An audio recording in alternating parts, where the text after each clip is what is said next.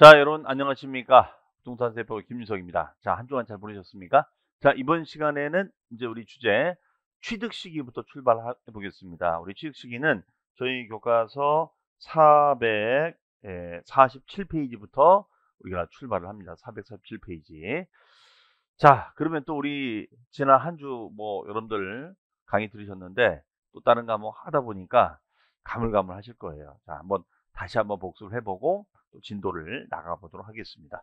자, 우리 이렇게 출발했었죠. 우리 취득세라는 것은 왜 납세무가 발생하느냐부터 출발했어요. 자, 전체 흐름을 놓치지 말고 정리를 해봐야 되는데, 일단 취득세는 취득이라는 법률 행위를 하니까 납세무가 발생한다. 이렇게 출발을 했었습니다. 그러면 이때 행위에는 세 가지가 있었죠. 세 가지. 자, 첫 번째, 최초의 취득이 무슨 취득이에요? 원시 취득이 있었죠. 원시 취득. 자, 두 번째는 소유권을 이전받는 취득이 있었어요. 소유권을 넘겨받는. 자, 여기는 우리가 승계 취득이 있었습니다. 승계 취득. 승계 취득이 있었고, 승계에는 우리가 유상 승계하고 그다음에 무상 승계가 있습니다. 다만 이때 이 취득을 했을 때는 유상이든 무상이든 안 가리고, 네, 유상이든 우리가 무상이든 안 가리고 우리가 취득을 하는 것을 말합니다. 그 다음에 세 번째는 간주 취득이 있었어요. 간주 취득, 간주 취득. 그래서 간주 취득은 원시도 아니고 승계도 아닌데 취득인 것처럼 보자, 이런 개념이었었죠. 원시도 아니고 승계도 아닌데 취득인 것처럼 봅시다. 이런 취득을 우리는 취득행위다라고 했었고요. 이런 취득행위가 일어나게 되면 납세무자가 있었죠. 납세무자. 그러면 납세무자는 개인도 되고 그 다음에 법인도 됩니다. 그래서 법인이 납세무자가 되는 것이고요. 그 다음에 납세무자가 정해지면은 과세 대상도 정해진다. 그럼 대상은 토지부터 출발해서 요 임목까지의 과세 대상을 말합니다. 자, 그럼 대상이 정해지고 나면은 그 다음에 이제 계산할 때 계산해야 되죠. 그러면 계산은 과세 표준에다가 과표에다가 곱하기 우리 세율을 곱하게 되면 세액이 나오는 거예요. 세금 계산이 됩니다. 그럼 계산된 세금을 취득한 날로부터 우리가 60일까지 신고하고 납부하자. 60일까지 신고하고 납부하자. 그러면 신고 납부 기한이 있는 거죠. 그러면 신고 납부 기한이 있는데 그 기한 내에 신고 납부해야 되는데 그 기한을 이행하지 않게 되면 가산세상의 불이익을 받는다. 이렇게 했습니다. 가산세상의 불이익을 받는다. 그러면 여기서는 취득 시기가 중요한 거죠. 취득 시기가 중요한 겁니다. 그럼 취득 시기는 원시 취득 시기, 그 다음에가 승계 취득 시기, 세 번째는 간주 취득 시기가 있겠죠. 네, 그러한 취득한 날로부터 60일까지 신고해라. 자, 그런 관점에서 요 취득 시기가 나온 겁니다. 자, 그러면 우리가 여기 보시면 유상승계 취득 시기부터 보겠습니다. 유상승계는 가장 중요한 취득 시기라고 볼 수 있겠죠. 왜? 가장 많이 일어나는 거니까. 그럼 유상승계는 뭐 우리가 일반 매매 계약을 생각하시면 되겠죠. 자, 그러면 일반 매매 계약을 체결한다. 그러면은 이때는 계약금 들어가고 그 다음에 이제 중도금 들어가고요. 그 다음에가 잔금 들어가고 그 다음에 등기 떨어집니다. 자, 그러면 잔금 날짜와 등기 날짜를 따져보는 거예요. 따져보는 겁니다. 그러면 뭔가 이렇게 객관적인 날짜가 우리가 둘 이상 있다. 그러면 객관적인 날짜가 둘 이상 있을 때는 둘 중에 빠른 날을 우리가 시점으로 하자. 이런 얘기, 빠른 날을 시점으로 하자. 그러면 잔금 날짜하고 등기 날짜 둘 중에 빠른 날이니까 언제가 되겠어요? 잔금 날짜가 되겠죠. 해석이. 네. 그러면 잔금 날짜가 충 날짜가 되고 그 날짜로부터 플러스 60일 이내에 우리가 신고하고 납부하자. 이런 얘기 되겠습니다. 자, 그러면 이때 잔금 날짜를 어떻게 따질 거냐? 여기 보시면은 사실상 잔금 날짜로 하는 경우가 있고요. 계약상 잔금 날짜, 이렇게 둘 나눠져 있어요. 그러면 어떤 때는 사실상 잔금 날짜고 어떨 때는 계약상 잔금 날짜냐? 자, 사실상 잔금 날짜는 누가 봐도 잔금 확인을 객관적으로 확인할 수 있는 경우. 그럼 그런 경우가 있느냐? 있죠. 누가 봐도 요 잔금 날짜를 객관적으로 확인 가능한 시기를 말합니다. 그러면은 이때 객관적으로 확인 가능한 날짜가 있는데 그런 경우의 수가 국가, 수입, 그다음에 공매, 그다음에 법인장부, 법원의 판결문. 자, 이런 경우가 있습니다. 국가, 그다음에 수입, 공매, 법인장부, 판결문. 네. 이런 게 있습니다. 그러면 이런 상황이 됐을 때는 누가 봐도 객관적인 거니까 이 경우에는 사실관계가 확인된다. 사실관계가 확인이 되니까 이 경우에는 사실상 잔금 날짜로 가자. 이렇게 얘기를 하고 있습니다. 자, 이게 중요한 거예요. 그러면 국가 수입, 그러면 수입 가격이 다 나와 있고 수입 시점, 수입 서류 보면 수입 면장 서류 같은 서류 보면 다 나오거든요. 만약에 공매다, 경매로 낙찰받는다. 그러면 낙찰받은 날짜에 다 나올 거 아닙니까? 자, 판결 마찬가지예요. 반면에 이런 거래가 아니고 개인과 만약에 개인 간의 거래다. 만약에 개인과 개인 간의 거래예요. 개인과 개인 간의 거래. 그러면 개인과 개인 간의 거래는 믿을 수 있는 거는 계약서밖에 없잖아요. 그렇죠? 네. 믿을 수 있는 것은 계약서밖에 없잖아요. 그러니까 그러한 경우에는 계약상 장날짜가 된다. 이렇게 얘기한다는 거죠. 그럼 시험 지문에서 만약에 국수공법판이라는 단어가 나면은 사실관계가 확인되니까 계약서가 없더라도 뭐 얼마든지 확인하는 서류가 있거든요. 그런 걸로 확인 가능할 때는 사실상. 하지만 개인 간의 거래는 믿을 수 있는 거는 계약서밖에 없다. 왜냐면 뭐 이 서로 돈을 주고받는 것을 뭐 여기 뭐 종강역 앞에서 007 감으로 전달해 줬다는데 그걸 어떻게 알아요? 뭐 지나가던 종로구청 박회장이 봤나? 그렇지 않아요. 그렇기 때문에 여기는 그나마 인식할 수 있는 것은 계약서다. 그러니까 계약서상의 잔금 지급일을 기준으로 하자 이런 얘기예요. 이해되시죠? 자, 요런 패턴으로 문제를 물어봤었습니다. 그 다음에 이제 우리가 유상승계 계약 중에 특수한 계약이 있습니다. 바로 연부 계약이에요. 연부.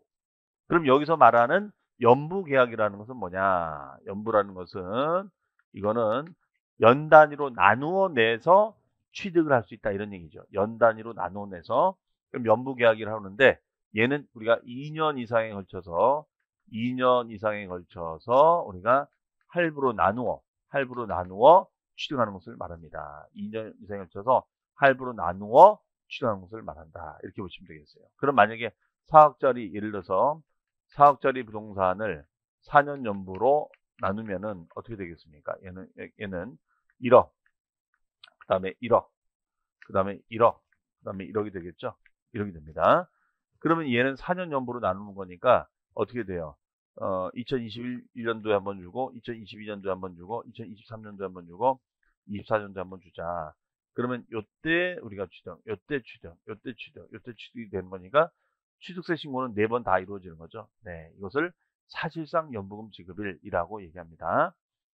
그 다음에 등기 등록일이 있는데 등기 등록일은 뭐냐면 자, 보통 우리가 잔금 날짜하고 등기 날짜가 있으면 잔금 날짜와 등기 날짜가 있으면 둘 중에 빠른 날이니까 잔금 날짜로 갑니다. 그런데 만약에 등기가 먼저 온 거예요. 선등기가. 그랬을 때는 등기 날짜가 먼저니까 등기 날짜가 취득 날짜가 된다라는 얘기가 될 수 있겠습니다. 그래서 등기 등록일은 잔금하고 등기가 되는데 등기가 앞에 와 있으면 등기 날짜가 먼저다. 이렇게 얘기를 하고 있습니다. 그 다음에 무상승계 취득은 자, 원칙적으로는 증여기부입니다. 증여라든가 기부가 있어요. 그럼 증여기부는 계약일을 전제로 한다는 거죠. 계약일을 전제로 합니다. 상속은 이제 돌아가신 날이 되는 거고, 자, 유증은 유언을 통해서 이제 물려받는 거예요. 그래서 상속 또는 유증계실이라고 얘기합니다. 그다음에 등기 등록일은 우리가 이제 계약일이 있고, 그다음에 등기일이 있으면은 둘 중에 빠르다니까 계약이 되는 거고, 만약에 선등기를 먼저 받았다면 이때는 둘 중에 빠른 날이 등기 등록이 되는 거니까 요 날짜가 된다라고 보시면 되겠습니다. 이것이 바로 무상승계 취득 시점이 된다 이렇게 얘기하고요. 그 다음에 건축물의 건축 개수입니다. 건물을 이제 짓는 거예요. 그러면 건물을 짓는 거니까 우리는 사용 승인이라고 얘기합니다. 사용 승인. 네, 사용 승인. 사용 승인 날짜가 되고 사용 승인 날짜하고 사실상 사용일이 있으면은 뭔가 이렇게 역시 객관적인 날짜가 있으면 빠른 날이다. 그러면 우리가 건물을 지었다. 그러면 지으면 어떻게 돼요? 인허가를 먼저 받아야 되거든요. 건물을 인허가를 받고 이게 제일 중요한 거죠. 그 다음에 이제 등기를 냅니다. 그러면 처음으로 건물을 지어서 내는 등기를 여러분들 아마 등기법 시간에 배우실 거예요. 소유권 보존 등기, 소유권 보존 등기라고 하죠. 보존 등기. 네, 보존 등기를 냅니다. 보존 등기. 그러면 이때 보존 등기를 내면은 이때는 요 인허가 받은 날과 등기 날짜 둘 중에 빠른 날로 갑니다. 그러면 이때 이 허가 날짜는 우리가 뭐라고 하느냐? 사용 승인, 사용 승인이라고 합니다. 사용 승인. 네, 사용 승인. 네. 그러면 사용 승인서를 내주는 날, 사용 승인을 내주는 날. 근데 사용 승인이 났는데 뭐 경면 하자가 생겨요. 그럼 경면 하자로 인해서는 임시 사용 승인이란 말을 써주죠. 그런데 얘가 아예 허가가 안 난대요. 그럴 수 있어요. 하지만 무허가 건물일지라도 사용은 가능할 수가 있거든요.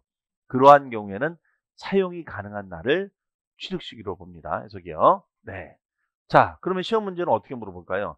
이러한 시기를 쭉 늘어놓고 이게 O냐 X냐 거의 이런 식 패턴 문제로 출제를 하고 있습니다. 자, 이 중에서는 제일 중요한 게 이제 유상승계라는 거 잊지 마시고요.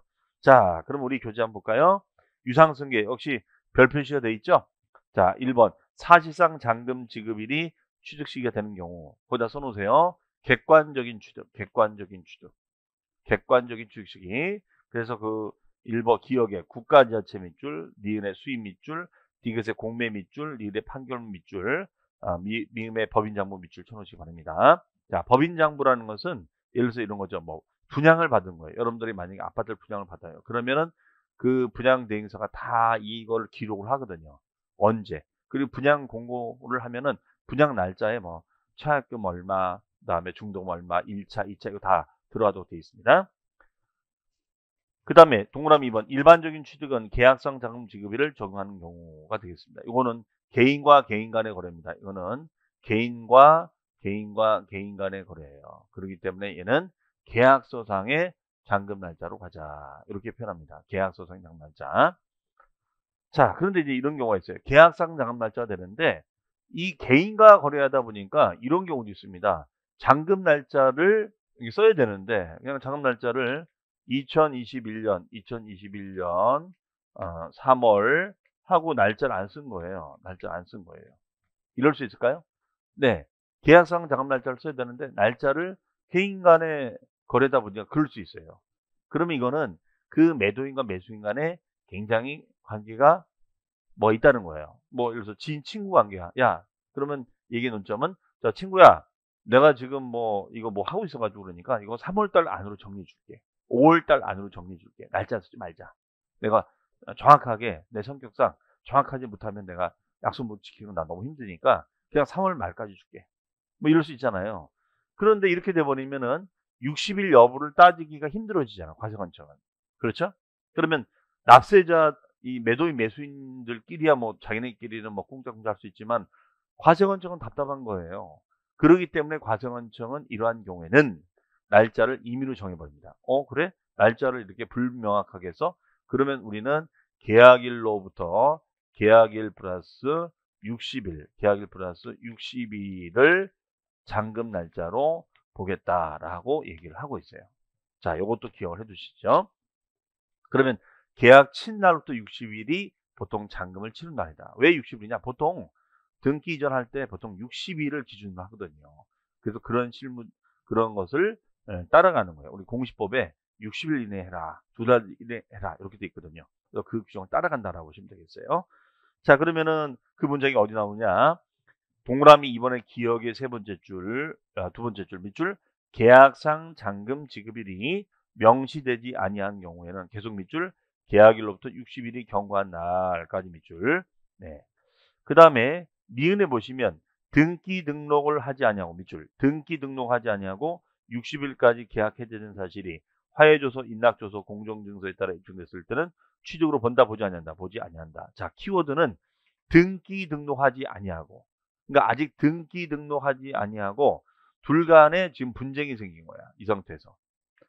분쟁이 생겨서 우리 없었던 일로 해요. 우리 없었던 일로 해요. 그래서 그 증명을 우리가 화해조서 등을 통해서 입증을 했다. 입증을 했다는 거예요. 입증. 화해조서 등을 통해서 입증했다. 그 화해조서라는 게 뭡니까? 합의서가 되겠죠. 합의서가 들어간 거예요. 합의서가 들어간 거기 때문에 그 합의서가 들어간 거에 대해서는 우리가 없던 일로 하겠다. 그러면은 취득세 신고가 60일이니까 60일 안에는 없던 일로 하겠다. 이렇게 해석하자 이런 얘기예요. 네. 그 다음 페이지에 가보시면은 3번의 연부취득. 연부취득은 연단위 할부로 내는 것을 말하죠. 그랬을 때는 사실상 연부금 지급일을 취득날짜로 본다. 예, 말씀드린 대로 4억짜리 부동산을 4년 연부로 나누는 거예요. 그러면은 1억이 되겠죠. 네, 그러면 요때 취득시기, 요때 취득시기, 요때 취득시기가 되는 겁니다. 해석이요. 그 다음에 무상승계. 무상승계는 계약일 밑줄입니다. 계약일. 그러면 증여나 기부는 계약서를 썼잖아요. 그렇죠? 계약일이 됩니다. 그 다음에 계약일 전에 등기 등록했을 때는 둘 중에 빠른 날이니까 등기 등록일이 됩니다. 그 다음에가 3번 건축이나 개수. 자, 건축이나 개수는 허가일 기준으로 가는 거죠. 허가일 기준으로 합니다. 그러면 이때는 준공자 밑줄 검사증명서, 그 다음에 준공인가증, 사용승인서 이런 말이 나옵니다. 와 사용일 중 빠른 날. 어쨌든 날짜를 선택할 때 객관적인 날짜가 둘 이상 있을 때는 둘 중에 무슨 날로 하자? 빠른 날로 하자. 둘 중에 무슨 날로 하자? 빠른 날로 하자. 이런 얘기 되겠습니다. 그래서 취득세 신고는 취득한 날로부터 60일까지 신고 납부하는데 이 시기는 유상승계, 무상승계, 건축 하면 그 날로부터 60일까지 신고 납부하자가 해석이 되겠습니다. 그 다음에 취득 시기는 이제 이렇게 됐고요. 그 다음에가 바로 이제 말씀드린 게 주의할 문장이 이거죠. 네, 말씀드린 대로 서로 분쟁이 생긴 거야. 분쟁이 생겨가지고 이 분쟁에 대해서 합의를 했는데 아직 다행히도 등기 등록을 넘기질 않았어요. 그러면 우리 없던 일로 하자. 그럴 수 있죠. 그래서 이런 화해조서 등 합의서 등을 통해서 입증했을 때는 없던 일로 하겠다. 그 문장이 바로 이거죠. 자, 계약상 잔금 지급일, 계약일을 취득 시기로 하는 경우, 자, 키워드는 등기 등록을 하지 아니하고예요. 키워드는 등기 등록을 하지 아니하고, 그럼 아직 등기 등록의 효력이 발생하기 전에 이런 뜻이죠. 그러면은 해당 취득일로부터 60일까지 계약 해제된 사실이 화해조서라든가 인락조서, 공정증서, 이 공증서를 말합니다. 자, 우리 민법상 이런 걸 통해서 입증됐을 때는 취득한 것으로 본다, 보지 아니한다, 보지 아니한다. 근데 만약에 그럼 문장 제문을 등기 등록하고 그러면은 이 성립이 안 되는 거예요. 이미 등기 등록을 한 상태에서 화해조서 등이 들어가 버리면 그건 안 되는 겁니다. 이미 효력이 발생이 된 거기 때문에. 그래서 등기 등록하지 아니하고 라는 말을 써준다는 거 기억하시면 되겠습니다. 자, 그러면 기출지문을 한번 보겠습니다. 기출지문. 네. 연부로 취득하는 거, 연부로 취득하는 경우, 연부라는 것은 4억 원, 4억짜리 부동산을 4년 연부로 나눈 거예요. 그러면 1억이 된 거죠. 그러면 연부로 취득했습니다. 다만 취득가액 총액이 50만 원 이하의 것은 제외한다. 50만 원 이하의 것은 제외합니다. 그러면 이거는 뭐가 될까요? 면세점이 되겠죠. 면세점. 면세점 금액은 취득으로 보지 아니한다. 그러면 면세점 금액이 만약 30만 원이다. 없던 일로 하겠다는 거죠. 자, 그러면 얘는 마지막 연부금 지급 날짜가 되는 것이 아니라 그 해당 사실상 연부금 지급일을 취득시로 보자 이런 얘기예요. 단 취득하기 전에 먼저 등기 등록했을 때는 둘 중에 빠른 날이니까 그 등기일 또는 등록일에 취득한 것으로 본다가 되겠습니다. 포인트는 네. 자, 이런 식으로 하나의 질문을 통해서 물어볼 수 있다는 거죠. 유상승계에서. 자, 이거는 5가 되겠습니다. 28회 때 나왔던 질문입니다. 자, 그러면 과세표준 가도록 하겠습니다. 과세표준. 그러면 이제 취득 다시 이쪽으로 와보면, 자, 항상 이 전체 흐름을 생각하시면서 보시면 되는데요. 우리 취득세는 왜 세금을 내는 거냐? Why? 취득 행위를 했으니까. 그렇죠? 그럼 여기는 최초의 취득이 무슨 취득? 원시 취득. 그 다음에 소유권 이전 받으면 승계 취득. 대금을 지급하면 유상승계, 공짜면 무상승계가 되는 것입니다. 그렇죠?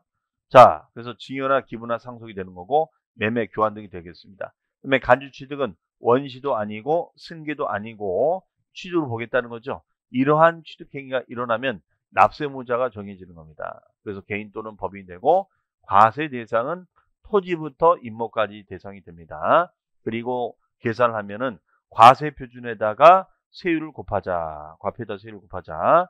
그러면은 과세 표준에다가 곱하기 세율을 곱해줘요. 세율을 곱하면 세금 액수가 나오겠죠.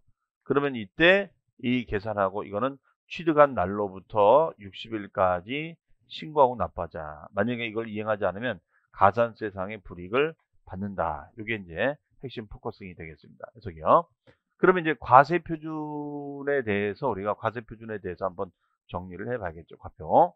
자, 그럼 취득세는 과세 표준을 뭘로 할 거냐? 자, 일단 여기 7, 8 보시면요. 네, 과세 표준은 취득가액을 과표로 하면 되죠. 뭐 취득가액. 취득가액을 과세 표준으로 하면 됩니다. 그러면 만약에 예를 들어서 건물을 내가 신축하였다.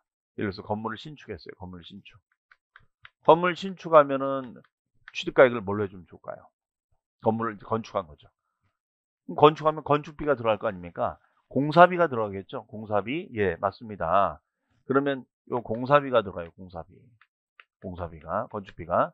그럼 공사비가 들어가면 공사비를 우리가 어떻게 해라? 취득가액으로 잡아주고 이 금액을 알아서 60일까지 신고하라 이런 얘기예요. 그럼 공사비를 알아서 60일까지 신고 납부를 해주면 되는데 알아서 탈세를 한단 말이에요. 알아서. 그러면 이 취득 금액을 줄일 수만 있다면 취득세를 줄 수가 있잖아요. 그러면 어떻게 하면 좋겠어요? 그거야 교수님. 그렇게 하면 되죠. 우리가 이런 것도 빨리 이해가 됩니다. 그거야 공사비가 뭐 예를 들어서 뭐 20억이 들어갔다. 그럼 20억은 실제 들어간 거지만 세금 계산서는 우리가 15억만 끊자 이거예요. 그러면 20억에 대한 취득세가 아니라 15억 원에 대한 취득세가 되는 거니까 취득가액을 줄 수 있을 거 아니에요. 그렇죠? 그러면 취득가액을 줄이니까 세금 액수도 좀 줄일 수 있지 않겠는가 이런 얘기가 되겠습니다. 자, 그래서 이 공사비 금액을 알아서 신고하는데 알아서 탈세할 수가 있다. 그래서 그 금액을 신고하면 되는데 이 신고상의 문제가 있을 수 있다. 그래서 만약에 이거는 시가표준액 이상으로 신고하면 된다. 오케이가 되는데 만약에 시가표준 밑으로 신고했다면 이 신고가액은 인정을 한다는 안 한다는 거예요.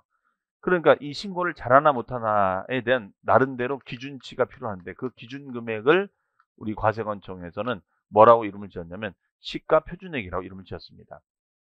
즉 시가를 바탕으로 표준치를 만든 거죠. 그러면 우리가 뭐 네이밍이 있겠죠.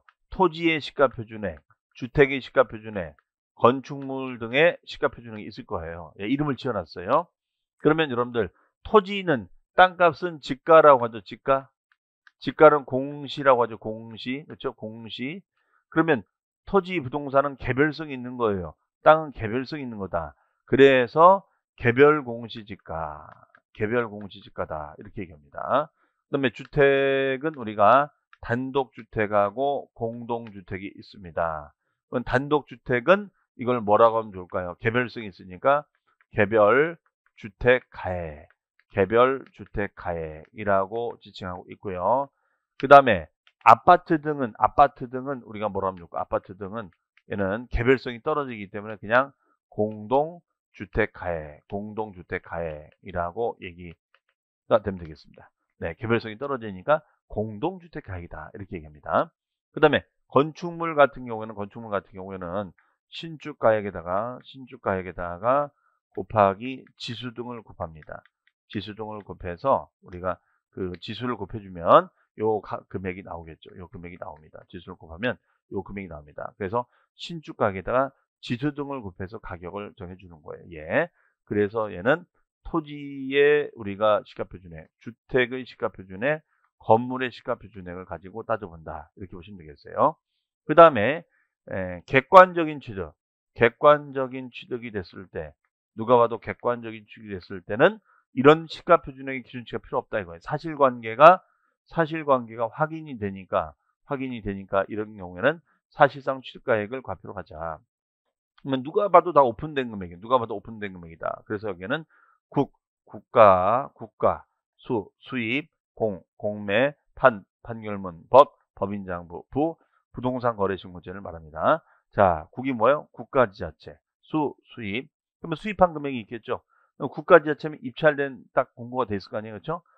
공매로 낙찰받은 거, 판결문에 서로 부동산 소송이 걸린 거예요. 그래서 판결이 된 겁니다. 그러면 판결 요즘에 나올 거 아니에요. 법인장부, 부동산 거래신고제가 되겠습니다.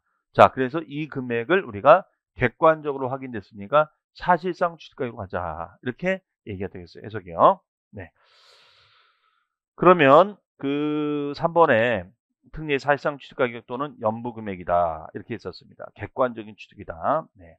그러면은 자 이제 과세표준 보겠습니다.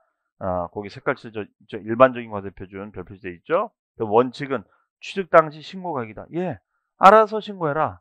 그럼 정직하게 알아서 신고를 해주면 되는데 알아서 탈세를 자꾸 하니까 그 바로미터 기준금액을 만든 거예요.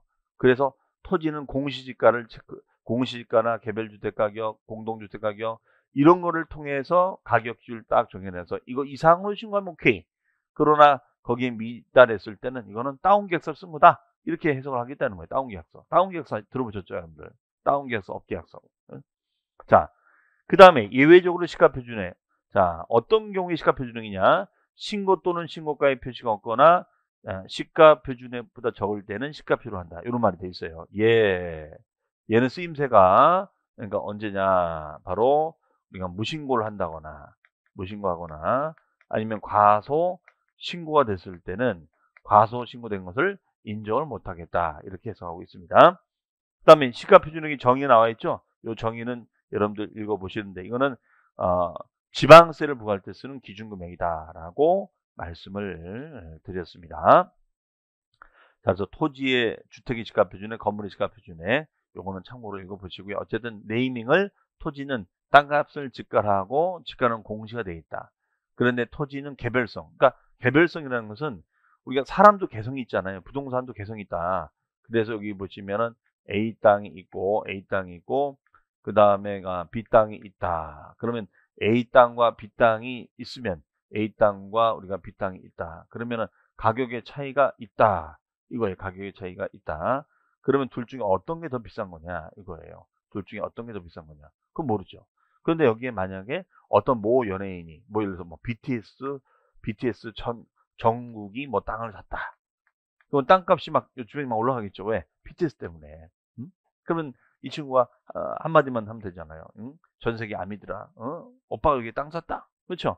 그렇게만 돼도 뭐 그냥 서로 너도나도 정말이에요. 막 그렇게 갑자기 이슈 지역이 될 거 아닙니까? 거의 준성지가 되는 거죠. 성지가. 그러니까 개별성이 있다라고 표현하는 거예요.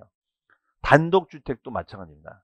우리가 위치에 따라서 가격이 다르다. 똑같은 동네라 하더라도 자 그런 얘기가 되겠습니다. 하지만 아파트 같은 경우는 개별성이 떨어지죠. 만약에 뭐 6층이다. 그럼 6층에 601호, 602호, 603호 다 똑같거든요. 그렇기 때문에 이제 이런 부분들이 포인트가 되겠습니다. 자, 그렇게 이제 정리가 되겠고요. 그 다음에가 3번에 사실상 취득가액.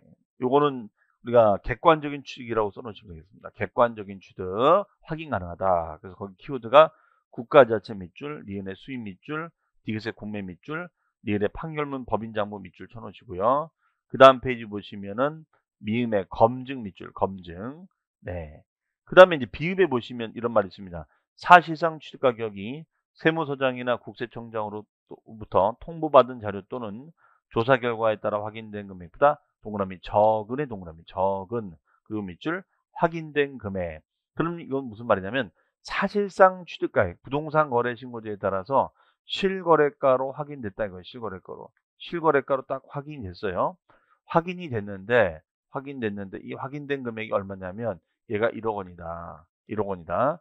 그런데 세무조사를 딱 한 거예요. 세무조사를 했더니 얘가 1억 2천이 나왔어요. 1억 2천만 원. 그러면 1억 2천만 원이 세무조사 금액이에요. 그럼 이때는 뭘 취득가액으로 잡아준다? 1억이다, 1억 2천이다.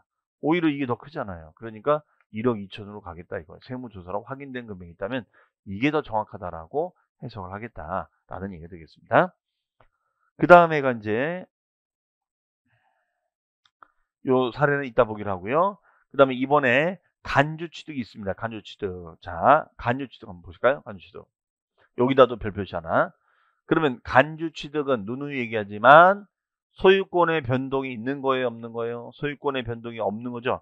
소유권의 변동 없이 어떤 변화가 생겼을 때, 증가가 생겼을 때, 그 증가액을 취득으로 보는 개념이라고 했었습니다. 그러면 여기서 보시면은 건물을 건축개수 고치는 거죠.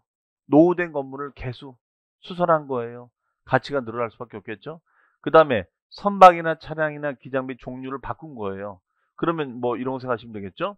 이게 일반 선박이었는데 이 선박을 화물선으로 개조하는 겁니다. 화물선으로 바꾸는 거예요. 그래서 화물선으로 우리가 종류를 바꿨다. 가치가 늘어나죠. 그 다음에 뭐 이런 승용차가 있었는데 이런 승용차가 있었는데 요거에 대해서 요 승용차에 대해서 이런 로켓 엔진이 달려 있는 거죠. 로켓 엔진. 그렇죠. 로켓 엔진이 달려 있습니다. 그러면은 우리가 이 승용차가 로켓 엔진이 달리게 되면 가액이 증가될 수밖에 없겠죠. 가액이 증가가 됩니다.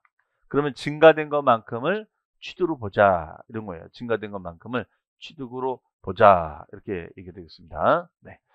자, 그래서 이때는 건축개수와 선박 차량 기장비 종류를 바꾸게 됐었을 때는 가치가 늘어나는 거니까 증가액으로 신고해 주자. 증가액으로 신고해 주는데 만약에 신고가 없다거나 과소 신고 등이 됐을 때는 시가 표준액을 우리가 과세 표를 하자 이런 얘기 되겠습니다. 그러면 토지의 시가 표준액, 주택의 시가 표준액, 건축물의 시가 표준액이 있다 이런 얘기 되겠습니다.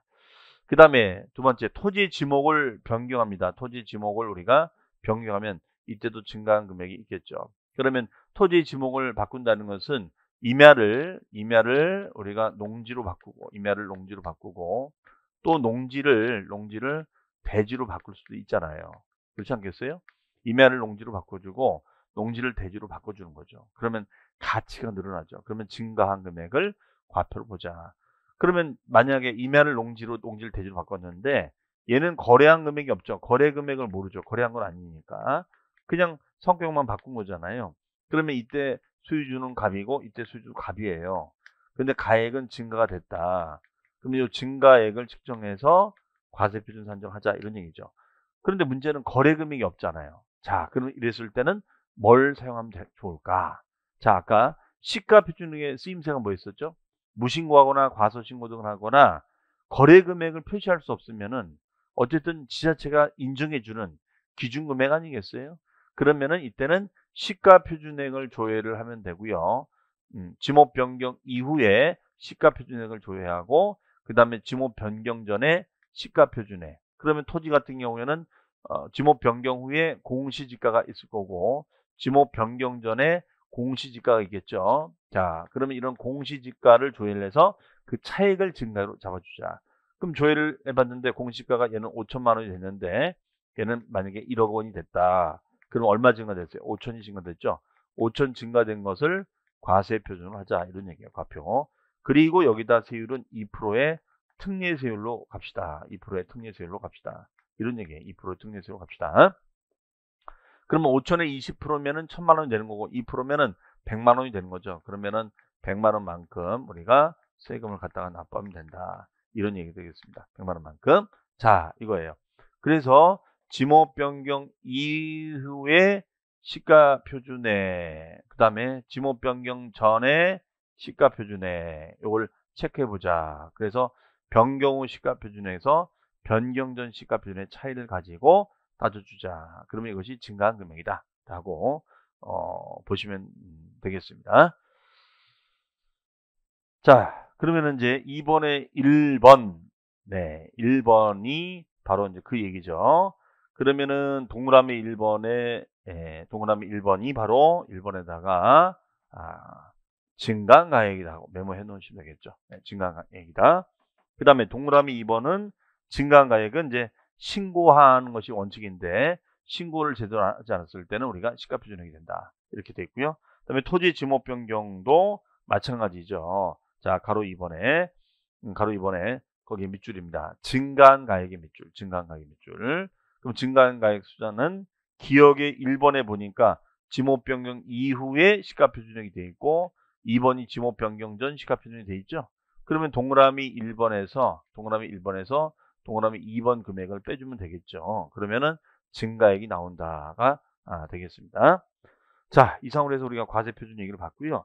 그 다음에 여기 보면 이제 사례가 하나 있는데, 자, 이거는 아까 신고가액, 시가 표준액, 사실상 취득가액, 그걸 이제 말하는 건데요. 자, 한번 보겠습니다. 갑은 을에게서 지목이 대인 토지 330제곱미터를 9억 원에 매입을 하였다. 근데 공시지가는 10억 원이다. 통상 거래되는 시가, 이거는 보통 호가를 말하는 건데 15억 원이다. 그런데 얘는 신고를 얼마 했느냐. 자, 그러면 과세 표준은 신고가액을 원칙으로 한다고 그랬죠. 신고가액. 근데 신고가액이 얼마예요? 9억 원이에요. 9억. 그런데 시가 표준액은 얼마가 되는 거냐? 얘는 10억 원이 됐죠. 10억 원. 공시지가니까 공시지가가 10억 원이 됐어요. 그러면은 10억 원 이상으로 신고를 해줘야 되는데 10억 원 밑으로 신고됐죠. 그렇죠? 그러면 이걸 인정한다 안 한다? 안 한다. 10억 원 밑으로 신고됐으니까 이걸 인정하지 않는다. 이런 얘기 되겠습니다. 해석이요. 그러면 이 경우에는 시가 표준액 10억을 과표로 보자. 이런 얘기예요. 그 다음에 갑이 위의 토지를 경매라는 객관적인 원인, 국가, 수입, 공매, 법인장부, 판결문, 검증 이런 객관적 원인이 됐을 때는 공경매잖아요. 공경매니까 9억 원에 매입하자. 그러면 그 매입한 금액, 이때는 경매가 객관적인 거잖아요. 다 오픈되어 있는 거죠. 그러면 이때는 9억 원을 과세 표준으로 잡아주면 되겠죠. 9억을 과표로 잡자. 이런 얘기 되겠습니다. 자, 이런 식으로도 어떤 사례를 들어서 우리가 좀 생각을 해볼 수가 있지 않는가. 얼마든지 사례로도 물어볼 수가 있는 그런 주제가 되겠습니다. 자, 그러면은 이번 시간에는 과세 표준에 대한 시즉 시기와 과세 표준 정리해 봤고요. 다음 시간에는 이제 세율과 납세일차에서 취득세를 마무리 짓고 등록명부로 가도록 하겠습니다. 자, 그러면 정리해 보겠습니다. 취득세 취득 시기는 취득한 날부터 60일까지 신고 납부하자. 다만 취득 시기가 유상승계는 잔금 기준인데 객관적인 취득, 국가, 수익, 공매, 법인장부, 판결문일 때 뭘로 간다고요? 사실상 잔금 날짜. 하지만 개인과 개인 간의 거래는 계약상 잔금 날짜로 하고 그 날짜가 명시가 되지 않으면 계약일 플러스 60일이 된다. 다만 등기 등록하지 아니하고 우리가 그 잔금 치른 단계에서 우리가 화해 조서 등이 들어왔을 땐 없던 일로 할 수 있다. 이렇게 썼습니다. 그다음에 상속은 상속 개시, 증여나 기부는 계약을 원인으로 합니다. 계약서 씁니다. 그리고 등기 친다면 계약일이 먼저니까 계약이 된다. 그다음에 원시 취득 같은 경우는 뭐 신축하면 허가일 기준이 된다는 거죠. 그럼 건축물은 사용 승인이라는 단어를 써주면 된다. 이런 말씀 드렸습니다. 그 다음에 과세 표준은 취득가액을 과표를 하는데 이 금액을 알아서 신고해라. 그런데 알아서 탈세할까봐 얘가 잘 신고하나 못하나를 따지는 기준금액을 뭐라 한다? 시가표준에. 그래서 시가표준 이상으로 신고해주면 되지만 밑으로 신고했을 땐 인정하지 않는다. 이렇게 말씀을 드렸습니다. 하지만 국가, 수익, 공매, 법인장, 판결문, 검증 누가 봐도 확인 가능했을 때는 그걸 인정해서 사실상 취득하게 된다. 그 다음에 지목 변경, 종류 변경 등으로 가치가 늘어났을 때는 그 증가액을 신고가액으로 잡아주고 신고상에 문제가 생겼을 땐 시가표준이 된다. 이렇게 설명을 드렸습니다. 자, 그러면 다음 시간에는 세율 가지고 한번 출발을 해보도록 하겠습니다. 자, 그러면 다음 시간에 뵙도록 하겠습니다. 수고하셨습니다.